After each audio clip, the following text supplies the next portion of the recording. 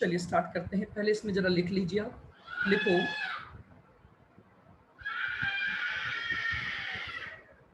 Capital receipts are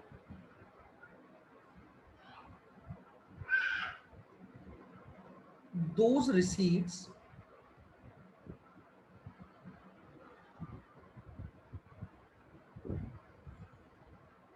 which are of non-frequent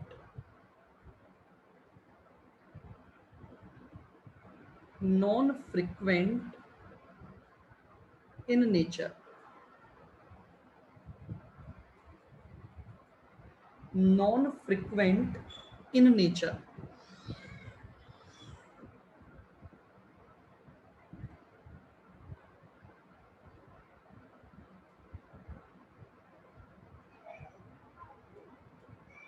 In other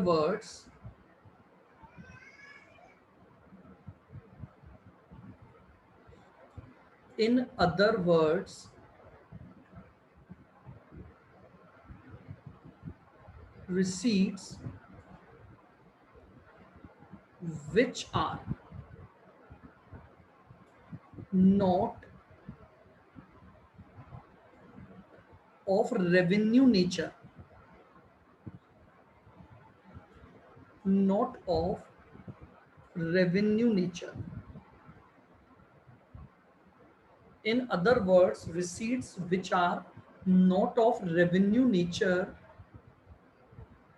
is known as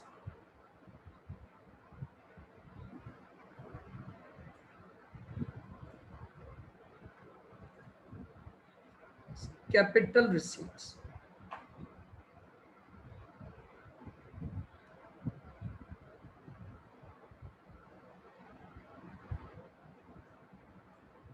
अगर कुछ examples पर हम बात करें, जैसे मैंने आपको कल भी कुछ एग्जाम्पल बताए थे, जैसे कैपिटल कंट्रीब्यूशन,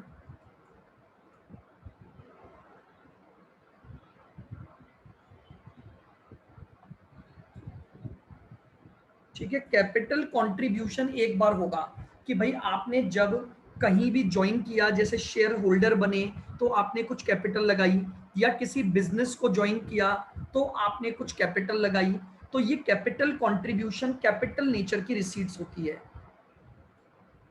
सेकंड हमारे पास है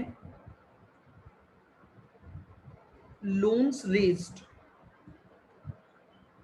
अगर हमने अपने बिजनेस के लिए लोन लिया है तो वो आपका कैपिटल नेचर की रिसीट होती है।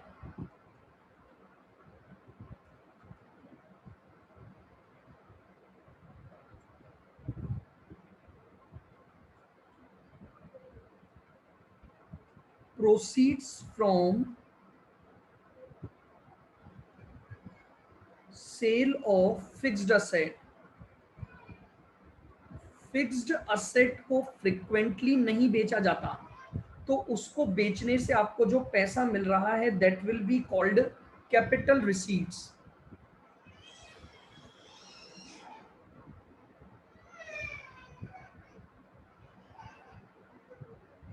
गवर्नमेंट ग्रांट, आपको गवर्नमेंट से अगर कोई ग्रांट या सब्सिडी मिली है तो वो भी आपको नॉन फ्रिक्वेंट नेचर की होती है।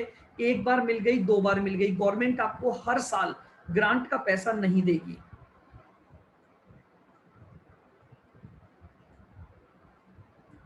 लीगेसी, सुना ये टर्म लीगेसी सुना है?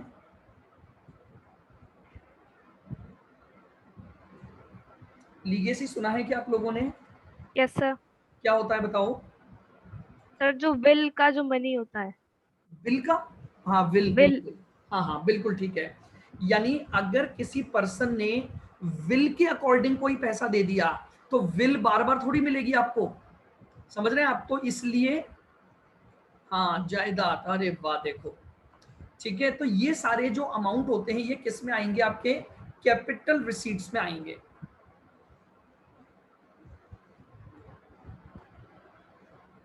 रूल याद रखो, which are of non frequent in nature. आपको इसी टर्म से पता लग जाएगा कि वो कैपिटल रिसीट है या रेवेन्यू रिसीट्स हैं। आइएगा आप जरा रेवेन्यू को भी लिख लेते हैं। ये लिख लिया यहां तक सारा? Yes, लिखिए, sir. Yes sir. लिखेंगे रेवेन्यू रिसीट्स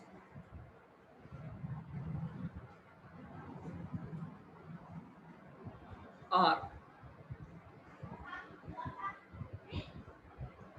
those receipts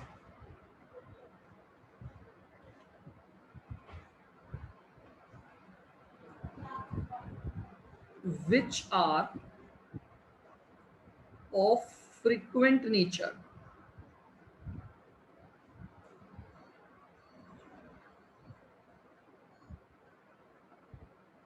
या मैं बोलूं annual nature.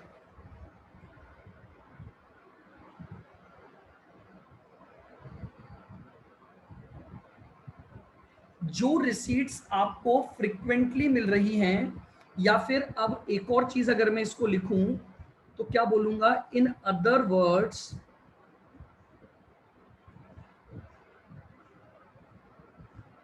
Words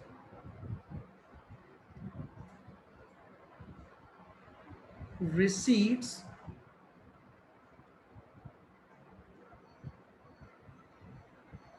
generated due to normal business activities।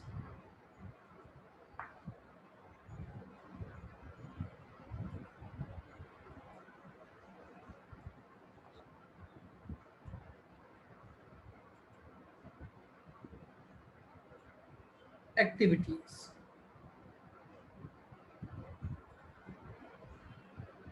यानी ऐसी रिसीट्स जो कि आपको एनुअल बेसिस पर या आपके बिजनेस को कंडक्ट करने की वजह से आपको मिल रही हैं, उन्हें हम क्या बोलेंगे, उन्हें हम बोलते हैं रेवेन्यू रिसीट्स। जैसे अगर मैं एग्जांपल के तौर पे लिखूं,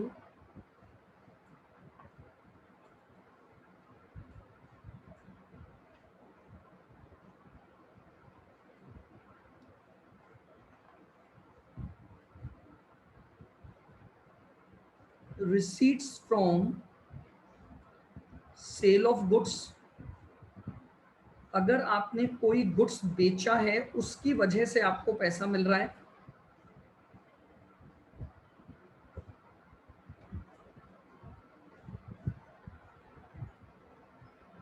income from royalty,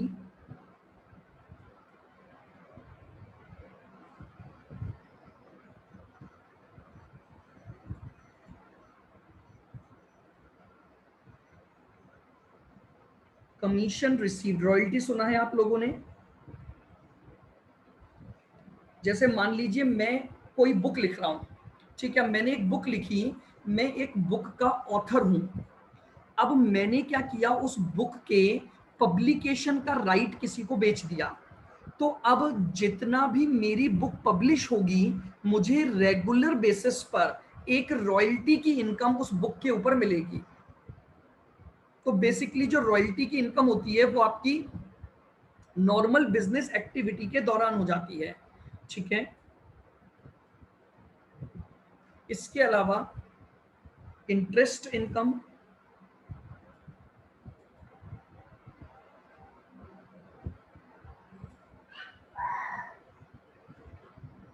interest income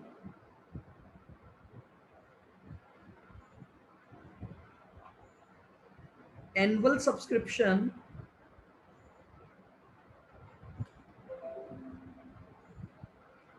तो ये कुछ एग्जाम्पल हैं जो ऐसी रिसीट्स को बताते हैं जो रिसीट्स आपको रेगुलर बेसिस पर मिल रही है।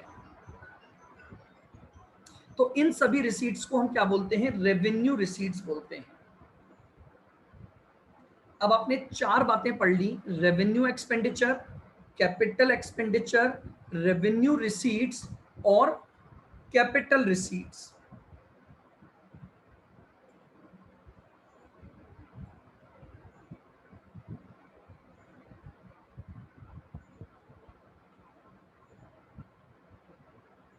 लिखेंगे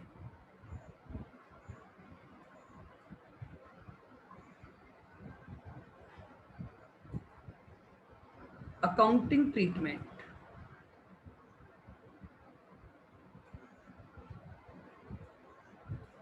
accounting treatment,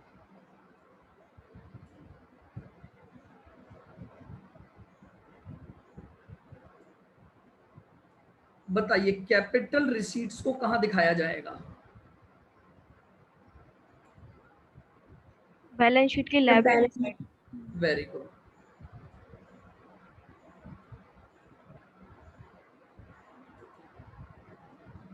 liability side,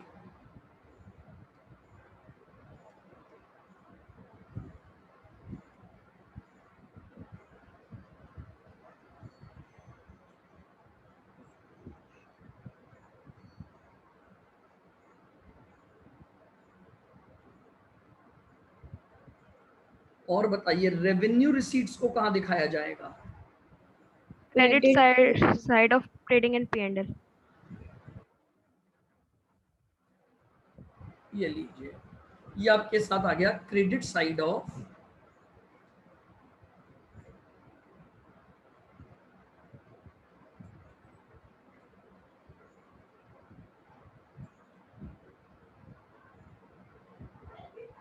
trading and profit and loss account.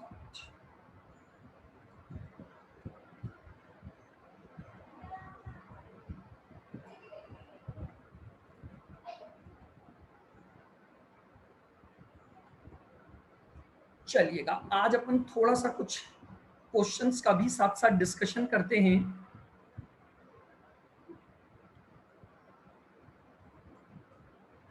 नहीं मोहित, लीगेसी होती है जब आपको विल के अकॉर्डिंग कोई चीज मिलती है तो इट विल बी और लाइबिलिटी की आपको उसका जो खर्चा करना है वो according to the purposes specified in will है। असेट नहीं होती, हमारी लाइबिलिटी है।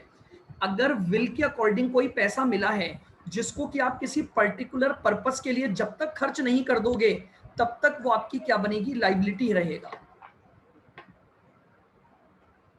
ओके सर, है ना?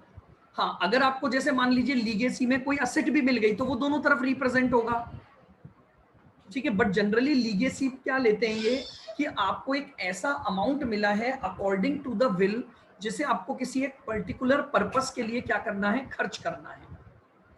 आइएगा, आइए, ये आपके पास स्टडी मटेरियल है, आपका सीएमए स्टडी मटेरियल। आज हम इस पे कुछ क्वेश्चन जो हमने पढ़े हैं हम उसको डिस्कस करते हैं। देखिएगा इलस्ट्रेशन नंबर 2 आपको सबको दिखाई दे रहा है स्क्रीन पर।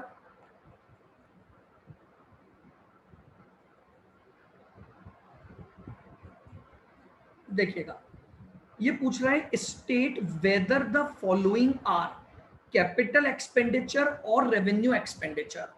आपको बताना है कि ये जो खर्चा उसने आपको दिया है क्या वो कैपिटल एक्सपेंडिचर की कैटेगरी में आएगा या वो आपका रेवेन्यू नेचर की कैटेगरी में जाएगा। ध्यान से देखना।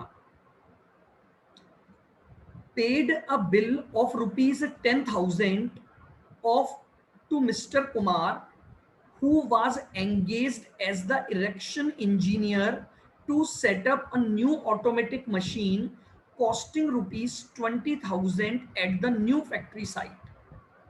Capital expenditure.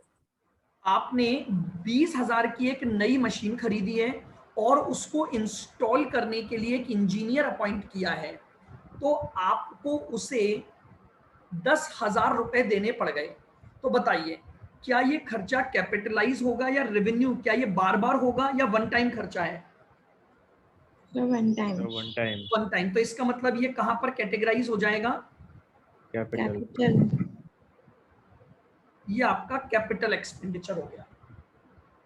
आओ, incurred ₹26,000 expenditure on advertisement campaigning undertaken yearly on a regular basis during the peak festival season. देखिएगा, undertake yearly on a regular basis। बताइए क्या ये खर्चा फ्रीक्वेंटली हो रहा है या केवल एक या दो बार हो रहा है? सर फ्रीक्वेंटली हो रहा है। फ्रीक्वेंटली लिखा हुआ है क्लियरली कि ईयरली आप खर्चा कर रहे हो, तो बताओ इस खर्चे को कहां कैटेगराइज करोगे? Revenue. Revenue nature. Very good.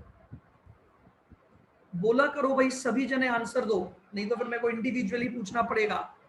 एक एक चीज को क्लियर करते हुए चलो। बिल्कुल।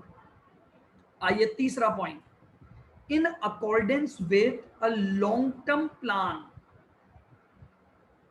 of providing a well equipped labor welfare center, आपने 90,000 रुपए खर्च किए हैं। बताओ, एक लेबर वेलफेयर सेंटर बनाया है जिसका लॉन्ग टर्म बेनिफिट मिलेगा। क्या ये खर्चा रेगुलर में होगा? आप सेंटर्स हर साल बनाओगे या एक बार बना दिया जिसका बेनिफिट लेबर को फ्यूचर के कई सालों तक मिलेगा? Sir one time. One time. तो इस खर्चे को हम कहाँ कैटेगराइज करेंगे? कैपिटल। कैपिटल। ये हमारा खर्चा आ गया कैपिटल। बताइए इस इलस्ट्रेशन में अब किसी को कोई भी दिक्कत हो तो बताएं मुझे। No, sir. No sir. बिल्कुल क्लियर है। आओ और आगे बढ़ते हैं। Illustration number 3।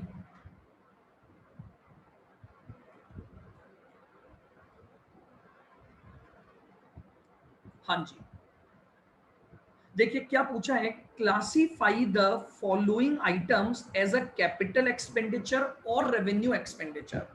आपको बताना है इन आइटम्स में से एक्सपेंडिचर में से कैपिटल नेचर एक्सपेंडिचर कौन सा है और रेवेन्यू नेचर कौन सा है। आ जाओ। An extension of railway track in a factory area. बताइए आपने क्या किया है, एक रेलवे ट्रैक पे एक्सटेंशन किया है, रेलवे पटरी बिछाई। क्या हर साल बिछाओगे क्या इसको, या एक बार बिछाने के बाद सर वन टाइम। उसका बेनिफिट कई सालों तक मिलेगा? Sir capital. One time. Very good. Capital expenditure. Capital. Wages paid to machine operator. Machine को ऑपरेट करा जा रहा है एक पर्सन के द्वारा, एक व्यक्ति अपॉइंट किया हुआ है जो मशीन पर ऑपरेशन वर्क करता है, उसको वेजेस दे रहे हो। एक ही बार दोगे, हर साल दोगे? हर साल। हर साल देंगे। हर साल। Very good. तो कौन सा खर्चा हो गया? Revenue. Revenue. Very good. Installation cost of a new machine. Capital. Capital. और कोई, या सब कैपिटल बोल रहे हैं? Capital sir. भाई मशीन इंस्टॉल करोगे तो एक ही बार इंस्टॉलेशन होगा, तो ये खर्चा आपका कैपिटल नेचर का खर्चा कहलाएगा।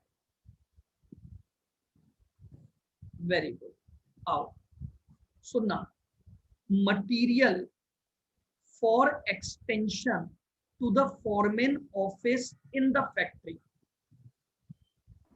Capital. The capital. Capital. Capital sir. Very good.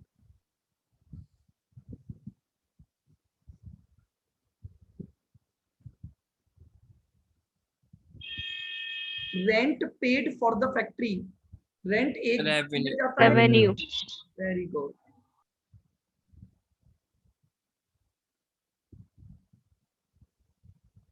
Revenue खर्चा हो गया। Payment for computer time to operate a new store control system. So capital. रुको रुको, आराम से पढ़ो। पेमेंट किया है computer time to operate a new store control system. आपने अपने यहाँ पर एक सिस्टम लगाया, उसको ऑपरेट करने के लिए खर्चा कर रहे हो। एक ही बार करोगे क्या ऑपरेशन का खर्चा? The revenue. पूरा आराम से ध्यान से पढ़ो, समझना। मतलब क्या हुआ मैं आपको समझाता हूँ। जैसे मान लो आपने एक बड़ा सा शोरूम खोला, ठीक है। अब वहां पर आपने क्या किया है, कंप्यूटर सिस्टम पूरा लगा रखा है, उसको ऑपरेट करने के लिए एक पर्सन अपॉइंट किया है। ध्यान से सुनना, ऑपरेशन टाइम है ये। अब आप उसको ऑपरेट करने के लिए उस पर्सन को पैसे दे रहे हो, तो क्या वो एक ही बार ऑपरेट करेगा कि उस सिस्टम को? सिस्टम No, को sir. सिस्टम नया नहीं इंस्टॉल किया। आप क्वेश्चन को ध्यान से पढ़ना। आपने एक नया कंट्रोल सिस्टम स्टेब्लिश किया है जिसको ऑपरेट करने के लिए आप पेमेंट कर रहे हो। तो भैया इसका ऑपरेशन तो रेगुलर बेसिस पर होगा, तो ये खर्चा कहाँ कैटेगराइज हो जाएगा? रेवेन्यू। Revenue nature.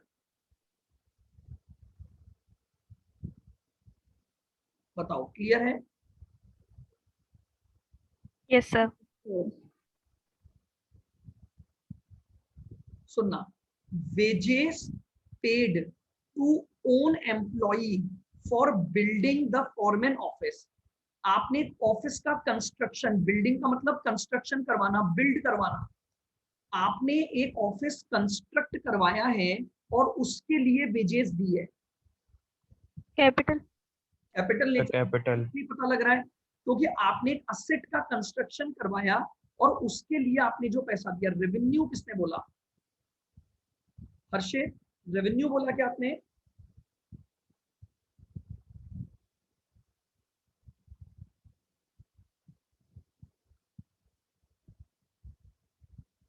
रेवेन्यू कैसे हुआ? मेरा क्वेश्चन वापस से सुनना। ये क्या बोल रहा है? आपने जो वेजेस दिए है वो एक ऑफिस के कंस्ट्रक्शन के लिए दी है, ये कंस्ट्रक्शन है। अब मुझे बताओ, कंस्ट्रक्शन बार बार होगा या वन टाइम होगा जिसका बेनिफिट आपको भविष्य में? One time. तो आपने अगर ऑफिस बिल्डिंग को बनाने के लिए खर्चा किया है, आप ये मत देखो कि वेजेस पे हुई है, आप ये देखो कि वेजेस पे का रीजन क्या था। आपको एक बिल्डिंग कंस्ट्रक्ट करवानी थी और उसके बदले में आपने वेजेस दी है, तो ये आपका कैपिटल नेचर का खर्चा हो गया, क्योंकि इस खर्चे की वजह से आपका एक ऑफिस बिल्डिंग क्रिएट होगी और उस ऑफिस बिल्डिंग का बेनिफिट आपको कई सारे अकाउंटिंग पीरियड तक मिलने वाला है। तो इसलिए ये खर्चा आपका कहाँ आ जाएगा?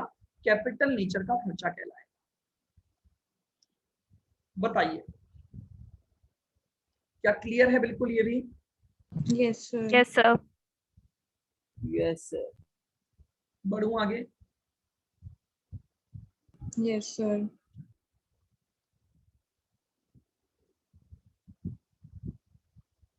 मैं आपको यही समझा रहा हूँ, लिखवा नहीं रहा हूँ, क्योंकि मेरे हिसाब से ये आपको यहीं पर सारे क्लियर हो रहे हैं। कॉपी की रिक्वायरमेंट ही नहीं है अपने पास।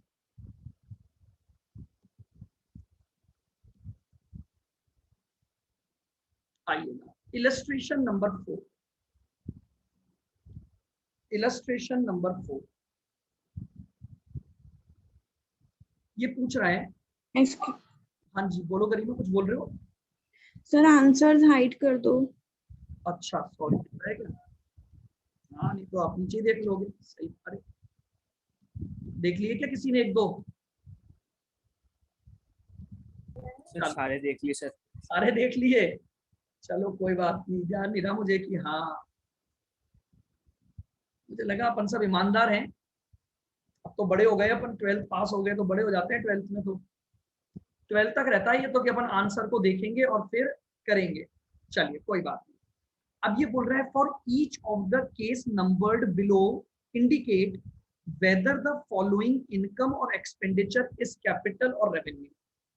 पहला point, payment of wages to one own employee for building a new office extension. बताओ। Capital expenditure. Capital expenditure. कोई बात नहीं, मैंने आपके बहुत सारे क्वेश्चन बनाए इसके लिए, आपके पास बहुत सारा काम रहेगा जिसमें आपके पास आंसर भी नहीं होंगे ना, मैं बताऊंगा। ऑब्जेक्टिव में आता ही आता है इसका क्वेश्चन, मान के चलना।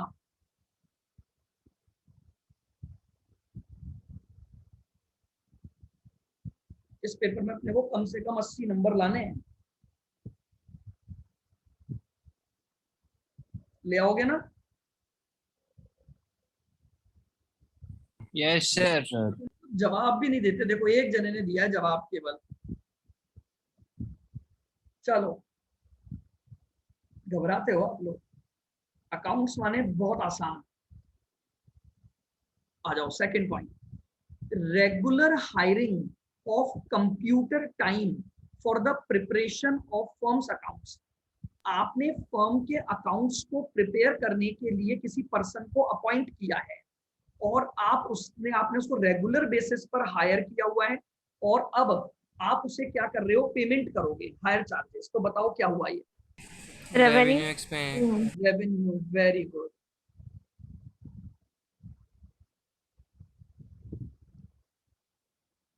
Purchase of a new computer for use in the business. Capital. Capital Capital. expenditure. आपको लग रहा है कि बड़े आसान आसान से क्वेश्चन आ रहे हैं ये तो, यस सर। जहां सोचना ही नहीं पड़ रहा। कोई बात नहीं, मैं जो क्वेश्चन बनाकर दूंगा उसमें आपको अच्छी तरह से मैं सोचने पर मजबूर करूंगा। आ जाओ। अब देखो, सीए में मतलब आसान, इसीलिए तो हम बोलते हैं, बोले सीए में करो, आसान आसान क्वेश्चन आएंगे। देखो आओ next point, the use of motor vehicle hired for 5 years but paid at every 6 months। Sir, revenue. Revenue. Revenue. आपकी मोटर व्हीकल नहीं है, आपने मोटर व्हीकल को किराए पर लिया है, ठीक है, 5 साल के लिए। भले ही पेमेंट आप 6 मंथली कर रहे हो, बट रेगुलर बेसिस पर आप केवल इसका यूज कर रहे हो, तो ये खर्चा आपका क्या कहलाएगा,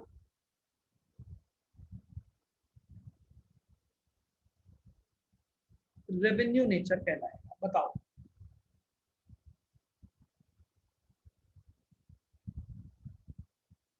तो ये भी क्लियर हो गया।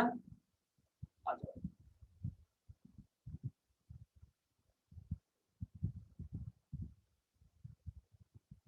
चलें आगे। अब की बार नहीं दिखाऊंगा मैं आंसर, में धीरे धीरे नीचे करूंगा।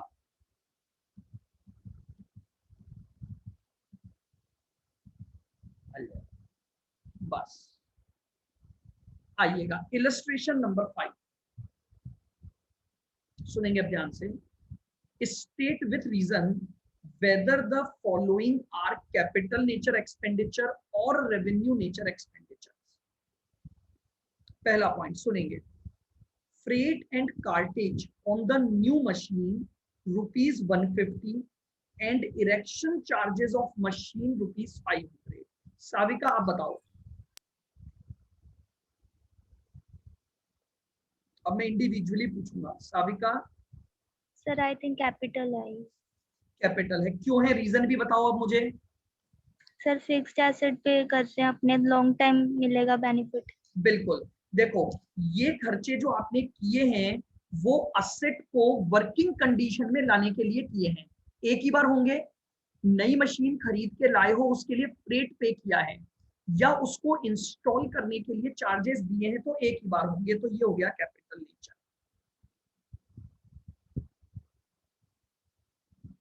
आइए सेकंड समझना, fixtures of book value 2500 sold for ₹1600। आपके पास एक ओल्ड असेट पड़ी थी और आपने उसको बेच दिया 1600 में, और आपने एक नया पिक्चर 4000 में खरीदा और उसको इंस्टॉल करने के लिए आपने 100 रुपए का खर्चा किया है। बताइए। Capital expenditure. Sir, capital. देखो, अब अगर अपन सबसे पहले मैं बात करता हूं, आपको ये 1600 रुपए मिले, किस चीज के बदले में मिले, sale of Fixtures. Asset. Assets. Sale of old assets. ये जो 1600 की इनकम आएगी, रिसीट्स आएगी, ये कौन सी रिसीट कहलाएगी, Capital. Capital receipt. और आपने 4000 का खर्चा किया और 100 रुपए का गाड़ी भाड़ा चुकाया, किसके लिए, नए पिक्चर्स को एक्वायर करने के लिए। तो बताओ, ये आपके पास 4100 रुपए कहाँ चले जाएंगे, Capital expenditure. Capital expenditure. Expenditure. बिल्कुल। अभी मैं इसमें एक चर्चा नहीं कर रहा हूं कि बेचने पर जो लॉस या प्रॉफिट हुआ, क्योंकि अभी तक मैंने आपके साथ वो पॉइंट डिस्कस नहीं किया है। हालांकि वैसे आप बता सकते हो, अगर किसी भी असेट को बेचने पर लॉस हुआ है तो वो लॉस किस नेचर का होता है, Capital loss. कैपिटल लॉस होता है। हालांकि इसको मैं लेटर ऑन आपके साथ डिस्कस करूंगा, कैपिटल लॉसेस, रेवेन्यू लॉसेस, इनको भी हम बात करेंगे, या कैपिटल गेन और रेवेन्यू नेचर के गेन। तो अभी मैं खर्चों की बात कर रहा हूं, तो 1600 रुपए तो कैपिटल रिसीट्स है, और 4100 का जो खर्चा है आपका, 4100 ये आपका क्या बन जाएगा, कैपिटल। आइए,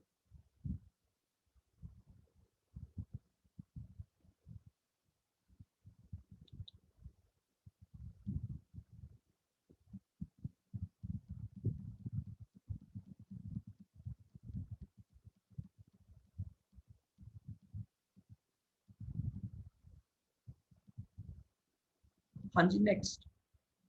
A sum of rupees 400 was spent on the painting of the factory. Capital expenditure. Capital expenditure. Sir, revenue. Revenue.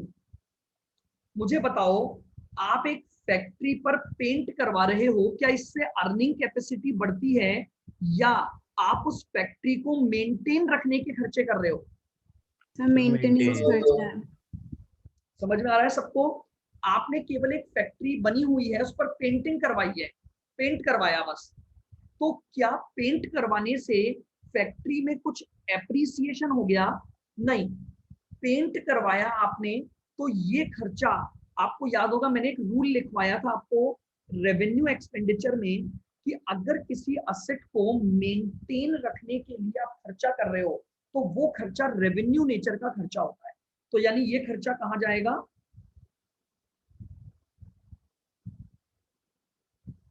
अब यहां दिमाग में बात आती है कि सर ये हर बार थोड़ी होगा। बिल्कुल नहीं होगा, लेकिन ये एक दूसरे रूल में कन्वर्ट हो गया। अच्छा मुझे बताओ, अगर फैक्ट्री पर पेंट करवा दोगे तो उससे आपके बिजनेस की अर्निंग कैपेसिटी पर क्या फर्क पड़ेगा? पड़ेगा क्या? No sir. No sir. तो फैक्ट्री में अर्निंग कैपेसिटी तो वहां जनरेट होगी ना, जो प्रोडक्ट आप बना रहे हो वो तो पहले भी बन रहा था, अभी भी बन रहा है।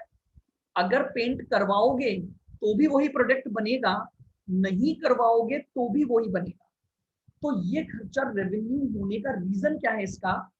क्योंकि ये खर्चा आपने उस असेट को मेंटेन रखने के लिए किया है, इसलिए ये रेवेन्यू नेचर है। आइए fourth point, 8200 spent on the repair before using a second hand car purchased recently to put it in the usable condition. Sir, capital expenditure. Very good. आपने एक सेकेंड हैंड कार खरीदी है लेकिन अभी तक वो यूजेबल कंडीशन में नहीं है। अब मुझे एक बात बताओ, उस सेकेंड हैंड कार को यूजेबल कंडीशन में लाना है, ये नॉर्मल रिपेयर बोलोगे या कैपिटल एक्सपेंडिचर की रिपेयर? हर्षित बताओ।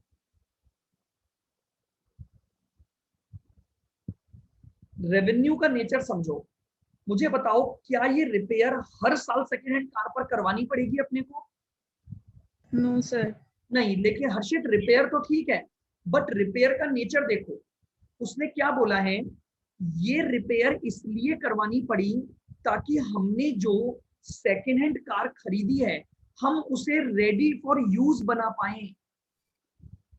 इसलिए ये रिपेयर एक जनरल नेचर रिपेयर नहीं है। आप केवल ये मत देखो कि रिपेयर शब्द आ गया तो ये रेवेन्यू हो गया, रिपेयर के होने के रीजन पर भी सोचना है।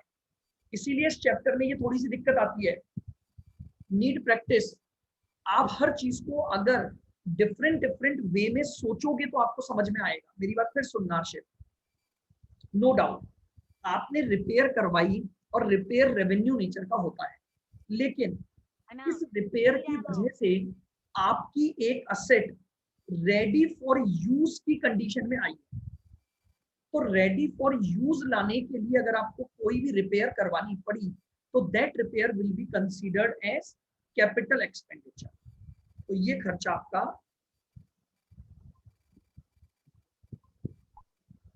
कैपिटल एक्सपेंडिचर में जाएगा। बताइए,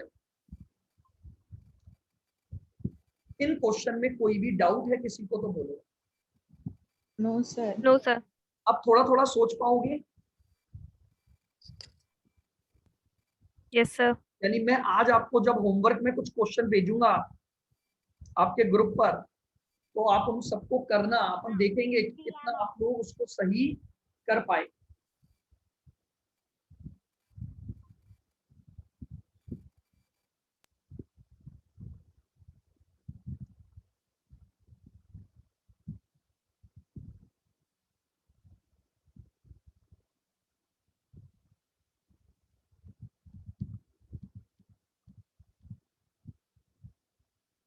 आइए एक और इलस्ट्रेशन कर लेते हैं। 6 छोटे छोटे इलस्ट्रेशन है हमारे पास। स्टेट द नेचर, कैपिटल और revenue of the following expenditure incurred by Vedanta and company during the year.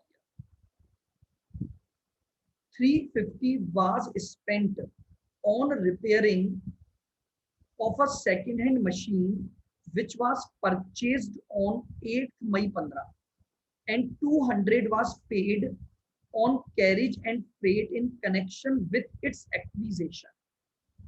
Sir question ही नहीं दिख रहा। क्वेश्चन नहीं दिख रहा, ऐसा कैसे हुआ? स्लाइड तो वही शेयर कर रखी है। अब दिख रहा है? सर नीचे करो स्क्रीन। तो आंसर आ जाएगा। अब दिखा? Yes sir. चलो आंसर मत देखना, ईमानदारी बरतना। देखो ये क्या बोल रहा है। आपने एक सेकेंड हैंड मशीन खरीदी है और सेकेंड हैंड मशीन पर रिपेयर करवाई और साथ ही साथ उसको खरीदने के लिए आपने फ्रेट और कैरिजेस पे किया है। यानी अगर आप ये सेकेंड हैंड मशीन पर रिपेयर नहीं करवाओगे तो इसका मतलब वो यूजेबल कंडीशन में नहीं होती है। तो बताओ टोटल खर्चा किस नेचर का होगा? ये सर कैपिटल का। Capital nature. हमेशा ध्यान रखना ये बात। अगर आप एक सेकेंड हैंड मशीन खरीदते हो और उस पर कोई रिपेयर हो रही है तो सेकेंड हैंड मशीन के खरीदते ही रिपेयर होने का मतलब है कि वो खर्चा उस असेट को वर्किंग कंडीशन में लाने के लिए किया जा रहा है। आप खुद सोच के देखो, क्या एक नई मशीन खरीदोगे और रिपेयर का खर्चा करवाना पड़ेगा क्या उस पर आपको खरीदते ही? No sir. नहीं, खरीदते ही करवाना तभी पड़ता है जब आपने एक सेकेंड हैंड मशीन खरीदी है और उसकी वजह से वो आपके पास वर्किंग कंडीशन में आई है। चलिए next. A sum of ₹30,000 was paid as a compensation to the 2 employees who were retrenched. आपने 30,000 का पेमेंट किया है, एम्प्लॉय को रिटायर कर दिया, इसलिए निकाल दिया नौकरी से, रिट्रेंच कर दिया। Sir capital. देखिएगा अब ये थोड़ा सा एक ऐसा खर्चा है जिस पर हमें थोड़ी सी चर्चा करनी पड़ेगी।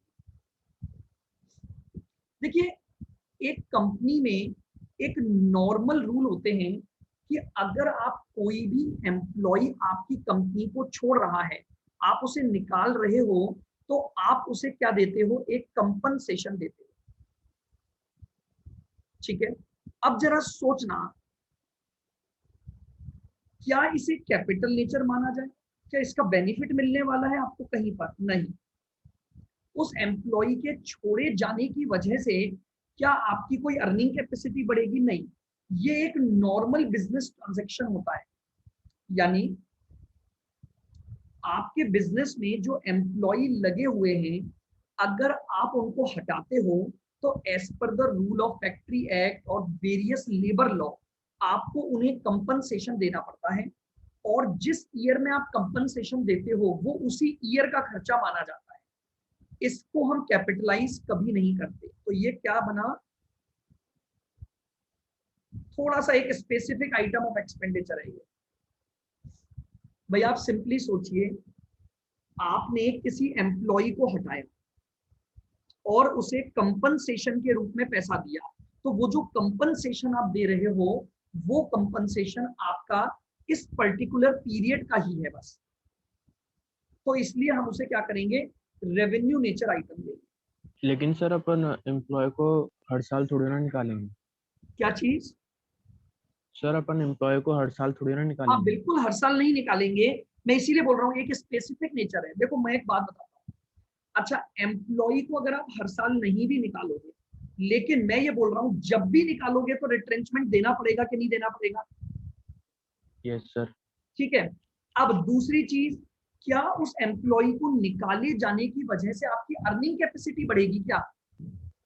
नहीं। नहीं भाई, एम्प्लॉय को निकालना तो उल्टा बल्कि आपके लिए क्या हो गया कि आपको और नए एम्प्लॉय रखने पड़ेंगे। Yes sir. मैं इसीलिए तो बोल रहा हूँ हम केवल एक पॉइंट नहीं देख सकते कि भाई हर साल होगा या नहीं होगा, हमारे पास इसके और भी रूल थे। तो यहाँ पर क्या रूल है, कोई भी और रूल अप्लाई नहीं कर रहा।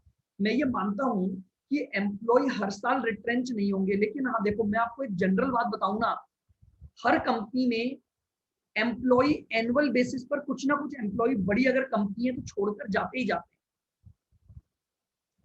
और बेसिकली ये रूल क्या होता है कि आपने अपने यहाँ पर एक रूल बना रखा है, एम्प्लॉय छोड़कर जाएगा और उसे आप उसका पेमेंट करोगे, बट इसका आपको कोई बेनिफिट नहीं मिलने वाला है।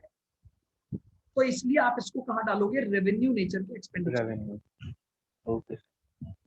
आपने गुड्स खरीदे, उसके ऊपर गाड़ी भाड़ा दिया, बताओ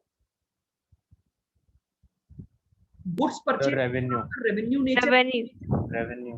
रेवेन्यू नेचर, बिल्कुल।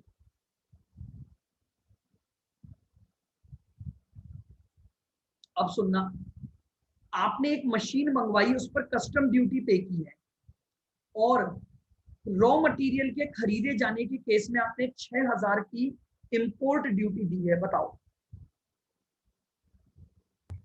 Sir capital. पूरा सर जो मशीन के लिए किया गया वो तो कौन सा खर्चा है, कैपिटल। सर वो तो कैपिटल। कैपिटल है ना। लेकिन जो रॉ मटेरियल के लिए टैक्सेस दिए,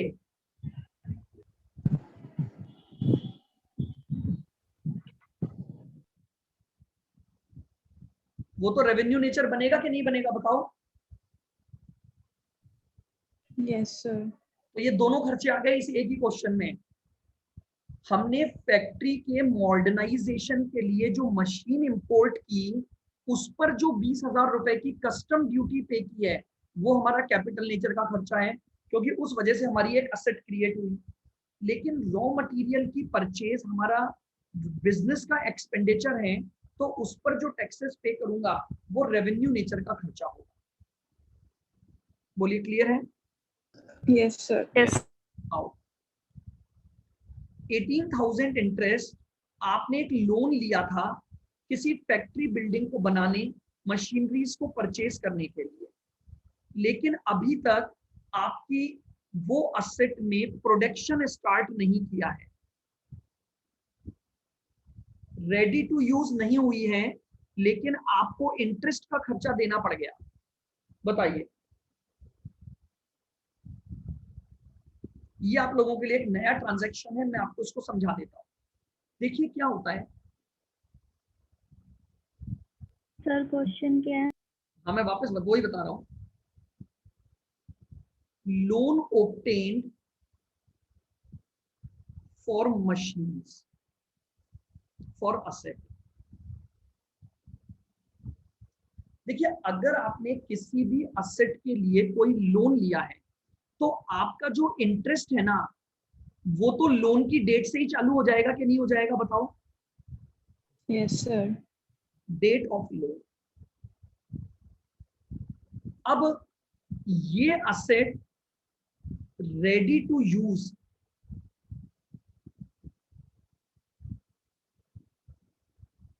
मान लेते हैं यहां हुई है, डेट ऑफ लोन से लेकर असेट के रेडी टू यूज होने तक का जो इंटरेस्ट होता है वो होता है कैपिटल नेचर, और रेडी टू यूज हो जाने के बाद आप जब इंटरेस्ट देते हो तो वो होता है रेवेन्यू नेचर। ये मैं आपको लिखवाऊंगा स्पेशल पॉइंट डाल के। अभी अगर आपने किसी भी असेट के लिए कोई लोन लिया तो उसको कैटेगरी बनानी पड़ती है, डिवाइड करना पड़ता है। अगर असेट रेडी टू यूज हो गई है तब तो वो खर्चा रेवेन्यू नेचर का बनेगा, लेकिन जब तक वो असेट रेडी टू यूज नहीं हो जाती है तब तक के लोन का जो इंटरेस्ट है वो कैपिटल नेचर का बनता है। तो इसने यही बोला है, असेट ने अभी तक प्रोडक्शन स्टार्ट नहीं किया है, यानी असेट रेडी फॉर यूज नहीं हुई है, तो बताओ ये इंटरेस्ट का खर्चा रेवेन्यू नेचर के कैपिटल नेचर? Sir capital. ये मैं आपको लिखवाऊंगा अभी। हालांकि इस एग्जांपल में दो नए पॉइंट आ गए, एक तो ये रिट्रेंचमेंट वाला और एक ये लोन वाला। इसको मैं आपको स्पेशल पॉइंट डाल के बनवाऊंगा। 4-5 कुछ ऐसे पॉइंट होते हैं जो आपको ध्यान रखने होंगे। जिसमें एक पॉइंट ये सबसे इंपॉर्टेंट है, और ये हर असेट पर अप्लाई होगा जिसके लिए भी आपने लोन लिया है। जब तक वो असेट रेडी फॉर यूज नहीं हो जाती है, और वैसे भी आपने ये तो पढ़ ही लिया ना, असेट के रेडी फॉर यूज होने तक के सारे खर्चे कैपिटलाइज होते हैं। तो अब इंटरेस्ट Yes, का sir. खर्चा भी तो असेट के रेडी फॉर यूज होने से पहले का है, तो वो भी इस रूल के हिसाब से क्या होगा, कैपिटलाइज होगा। बताइए, clear? Yes, yes sir. Sir. आज आप एक बार आपके पास मॉड्यूल अभी होंगे नहीं, मैं ग्रुप पे शेयर कर दूंगा ये मॉड्यूल भी, आप इन एग्जांपल्स को दोबारा आराम से देखना और सोचना, और मैं कुछ क्वेश्चन भेजूंगा, उनको आज आप करके रखोगे, कल हम उनका डिस्कशन करेंगे, ठीक है? Okay, sir.